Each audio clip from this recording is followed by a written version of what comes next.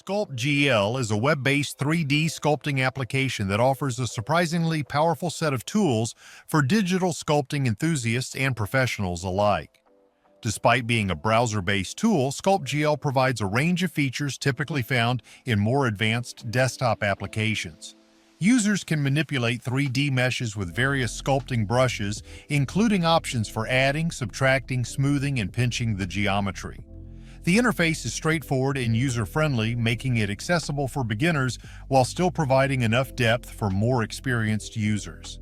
One of the standout features of SculptGL is its real-time rendering capabilities, which allow users to see their changes immediately, enhancing the sculpting workflow.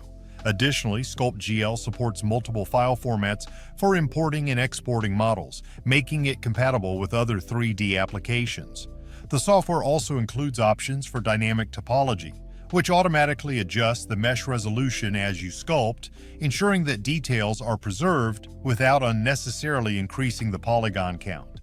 While it may not have all the advanced features of professional-grade software like ZBrush or Blender, SculptGL is an excellent tool for quick sketches, practice, or even detailed sculpting projects.